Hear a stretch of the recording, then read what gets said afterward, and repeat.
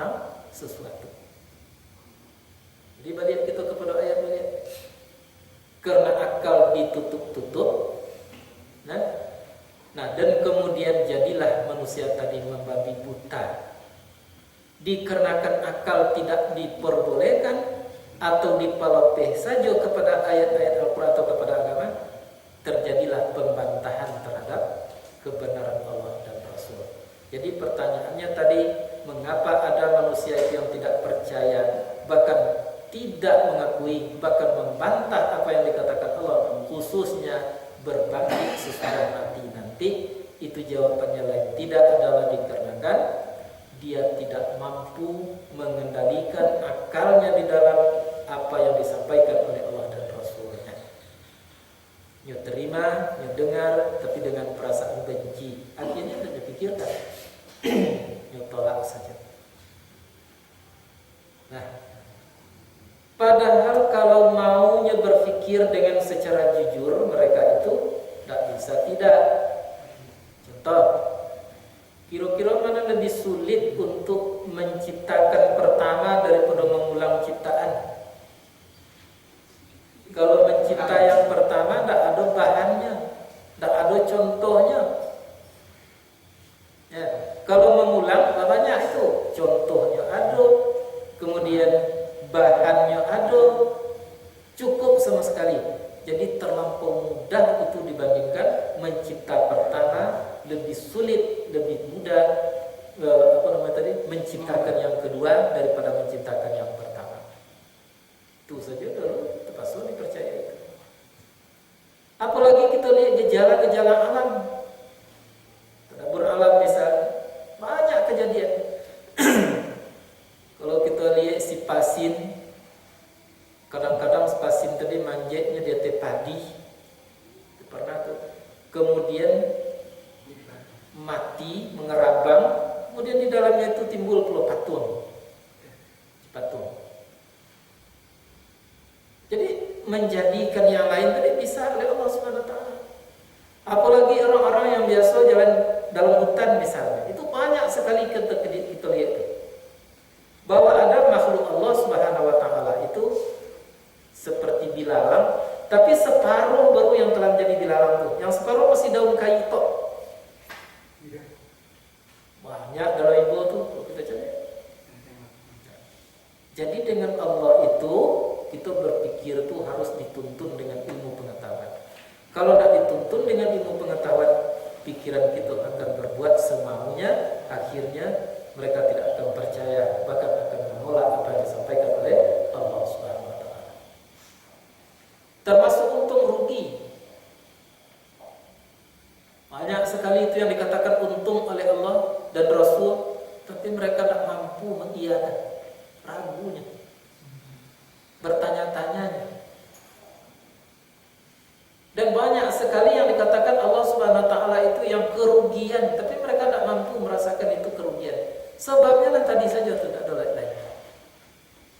Karena pikiran mereka tadi tidak terbimbing untuk menjalankan apa yang diketahui oleh hatinya sendiri. Jadi proses itu memang akan terjadi, tidak mati, kemudian terurai, hancur, kemudian nanti pada suatu saatnya dibangkit oleh Allah Subhanahu wa taala. Tidak ada yang sulit oleh Tuhan.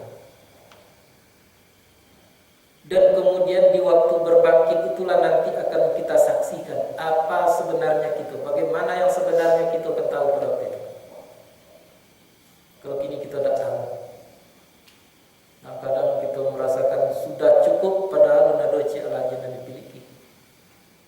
Kadang-kadang kita sudah merasakan sudah banyak amal padahal mungkin belum ada yang laku di sisi Allah Subhanahu wa taala.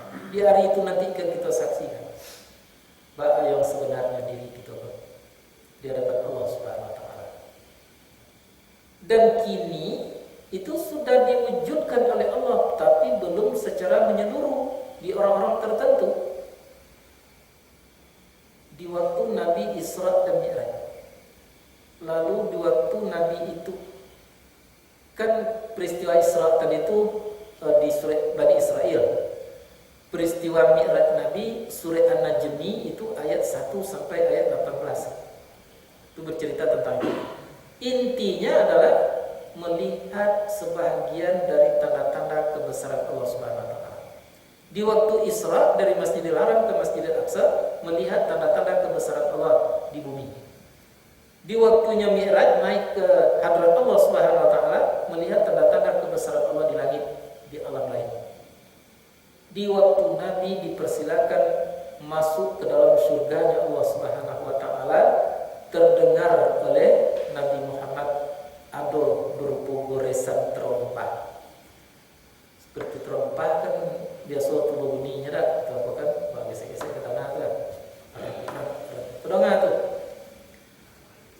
Tiba saja dalam hati Nabi, ya Nabi lah petunjuk datang. Apa itu? Suara trompa Bilal bin Rabah. Itu pahamnya Nabi. Setelah pulang dari Mi'raj memang terjadi persis seperti yang dengar di surga dulu, petaka waktunya Isra.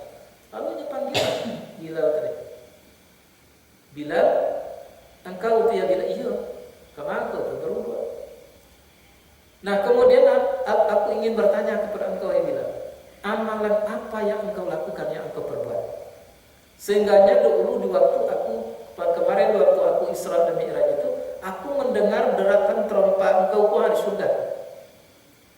Nunai trompa tadi mendarui, tetapi bunyinya lah ada di surga Allah Subhanahu wa taala. Apa amalan yang engkau lakukan? Jawab Bilal pada waktu itu, ada satu ya Rasul. Apa tuh?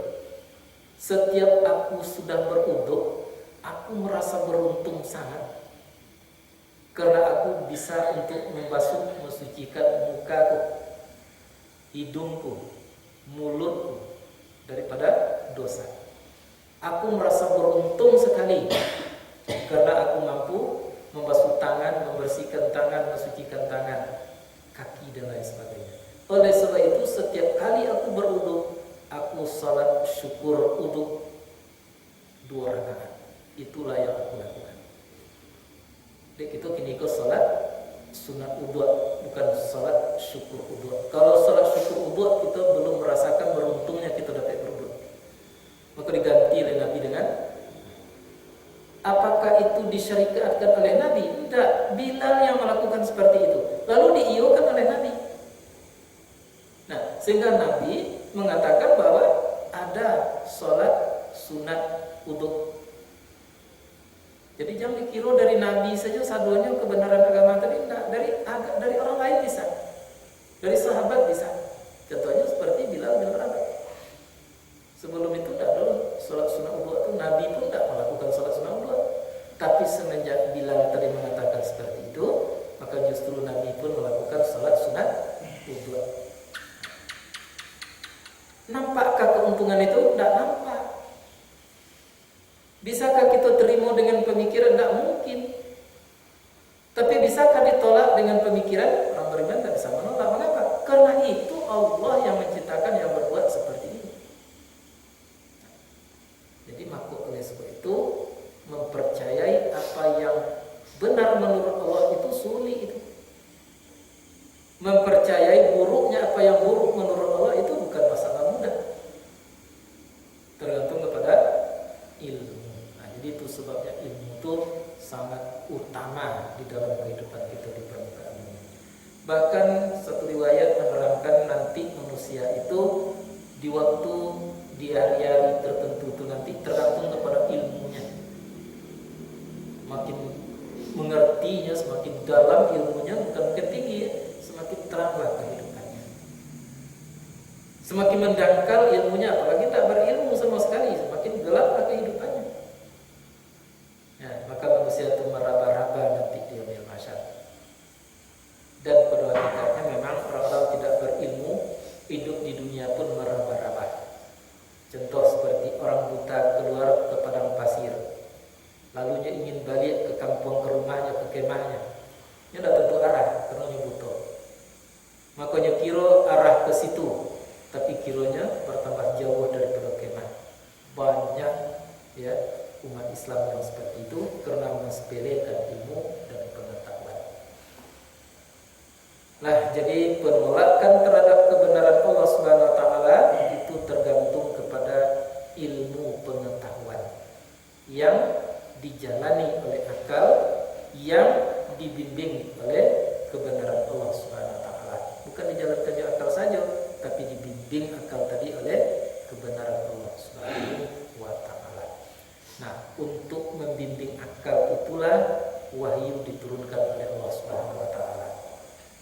Itu sebab orang semakin rajin kepada Al-Qur'an, ya, akan semakin ditambah oleh Allah. Kecerdasannya bertambah, pemahamannya bertambah. Bahkan sampai-sampai kepada fisiknya itu akan ditambah oleh Allah Subhanahu wa taala. Matanya akan terang. Ya. Tidak akan terjadi pikun pada dirinya.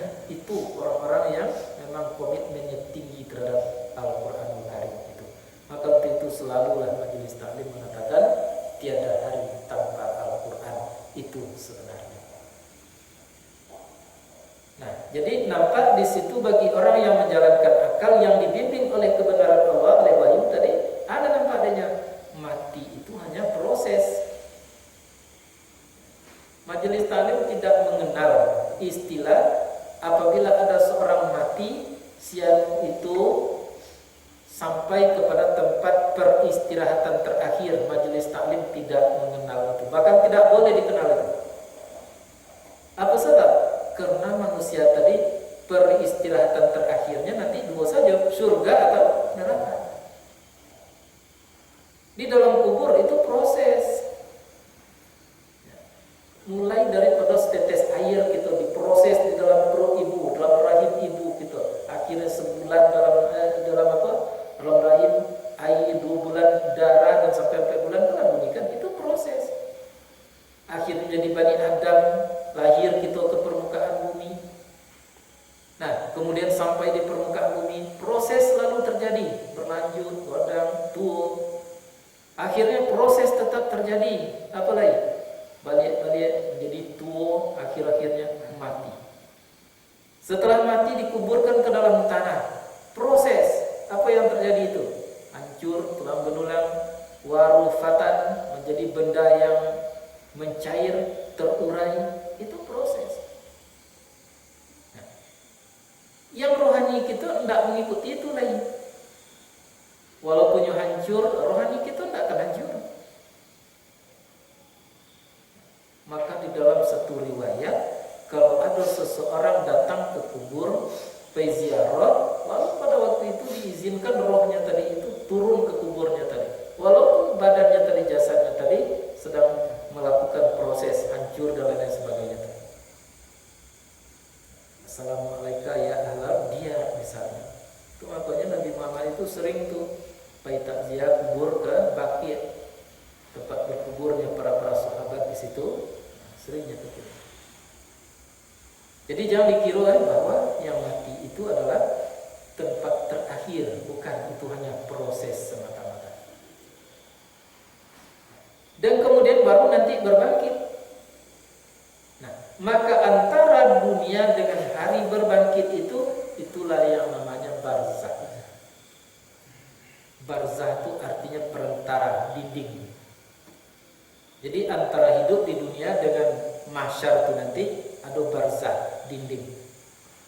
Ya, tempat peristirahatan sementara melalui proses dan melalui pengalaman-pengalaman yang mungkin tidak dialami sebelumnya, seperti apa namanya tuh, kalau baik-baik ya mengaji. Bisa saja kita mengaji dalam kubur itu nanti, berjamaah dalam kubur itu, tapi tidak dapat diwujudkan bentuknya seperti yang ini.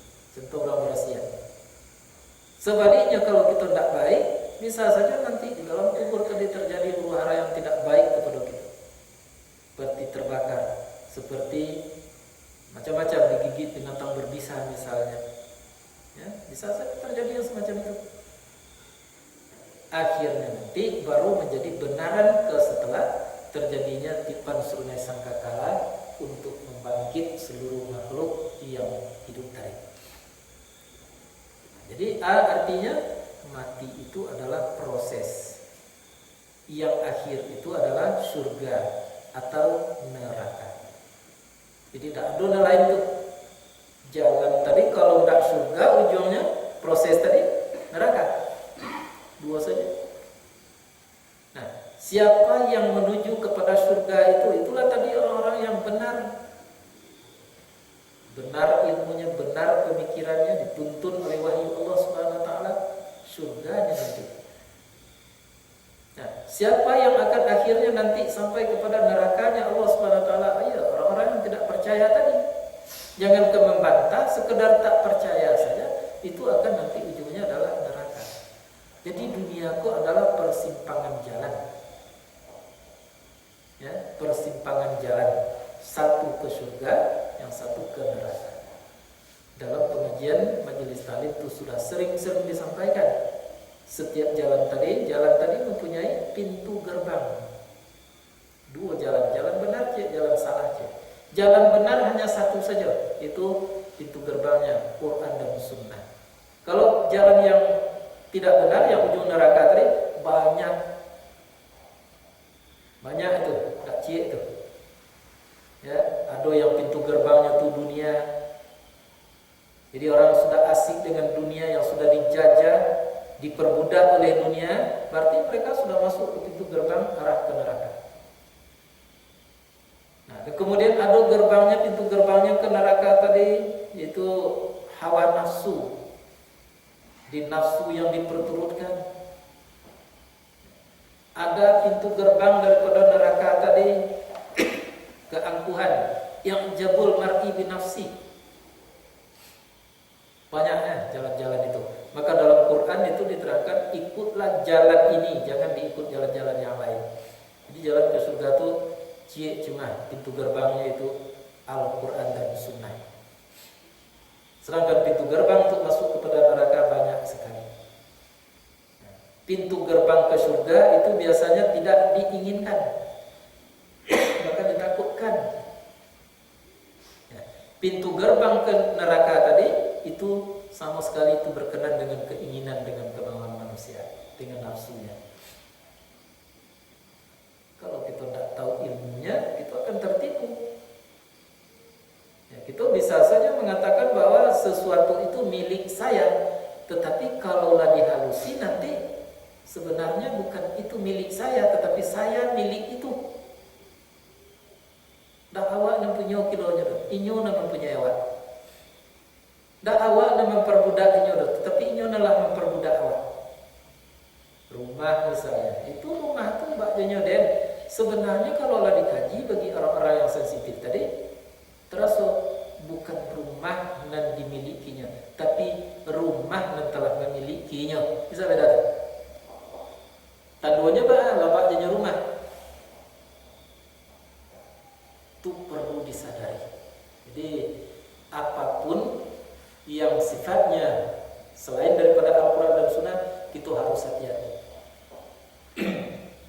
Celik-celik jauhan sajalah gerbangnya, terjadi masuki, itu artinya.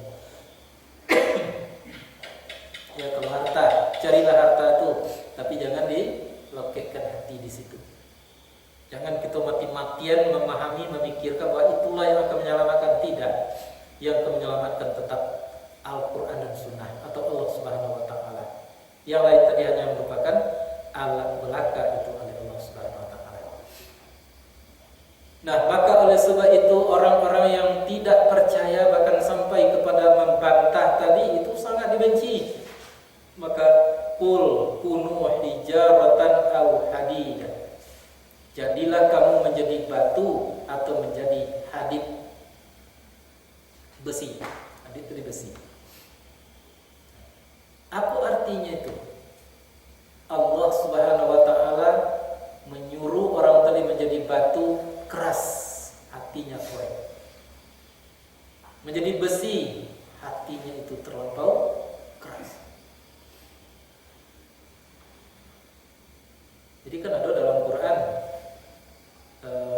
bunyinya tuh summa qasat qulubuhum, kemudian kesat hati mereka. Sedangkan dari batu saja bisa terpancar 12 mata air. Kini dari orang-orang yang sudah menjadi batu, bahkan sudah menjadi besi tadi, tak ada keluar air di situ. Besi apapun namanya, besi berani, tak bisa mengeluarkan air. Artinya kebenaran tidak bisa keluar daripada hatinya. Jadi orang kalau sudah membantah kebenaran Allah Subhanahu wa taala, dia akan jadi batu lagi menjadi besi. Itu dari satu sisi ya. Itu artikan seperti itu. Artinya mereka tadi tidak keluar. Sekalipunnya menjadi profesor, sekalipunnya menjadi hartawan, sekalipunnya menjadi pejabat trust, pejabat tinggi dan lain sebagainya, tak keluar lagi yang baik dari dalam diri. Nah, itu dari satu sisi. Nah, dan dari satu sisi kalau kita lihat menjadi batu itu, memang batu itulah yang tidak akan hidup. Kalau manusia akan dibangkit nanti. Kalau batu itu walaupun dibangkit mungkin tidak akan hidup. Mungkin dibangkit tapi tidak hidup. Ya.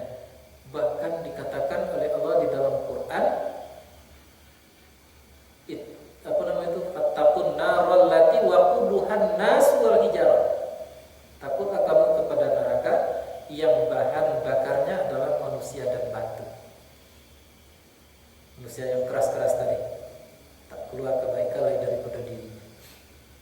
Sekali punya batu akik, sekali punya batu zamrud, ya, berharogo, tapi tidak akan keluar air.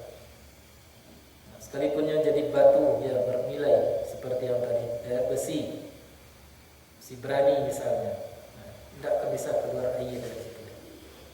Jadi kunu hijaratan aw hadida. Maka sebelum jadi batu atau menjadi besi, hakikat itu bukan badan yang jadi batu tadi, ya, tapi kondisi kita. Hati-hatilah di dalam menjalankan agama. Utamakanlah ilmu dan pengetahuan.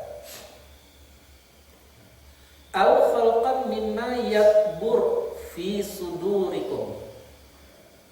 Atau mereka itu menyangka, memperkirakan menjadi suatu makhluk yang tidak mungkin hidup di dalam hati kamu.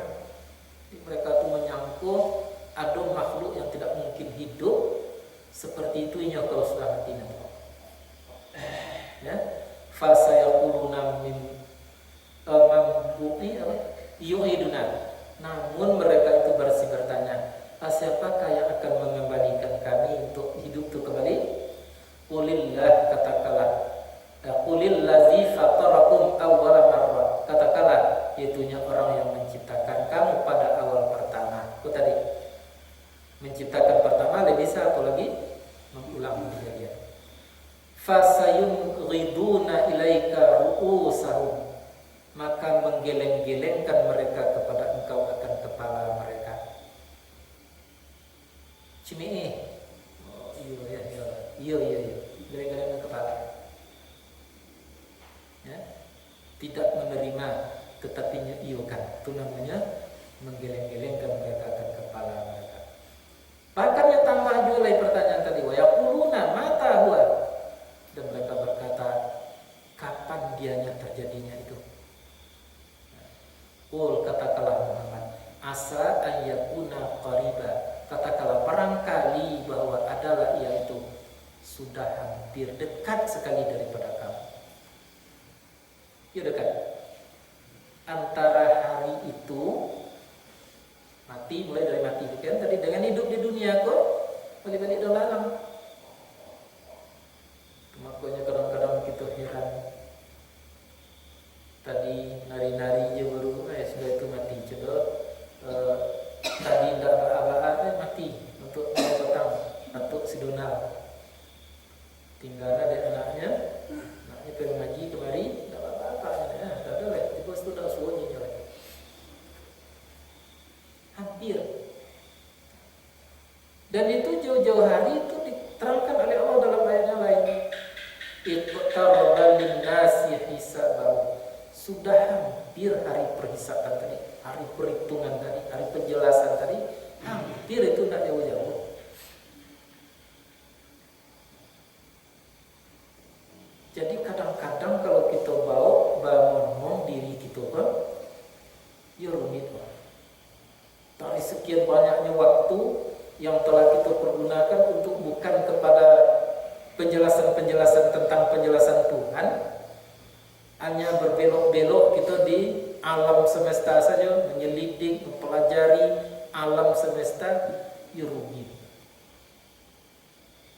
Berapa banyaknya waktu yang kita buang-buang. Nah, untuk itu kita harus jawab. Jangan ditambah juga lagi buang-buang tadi. Masukilah.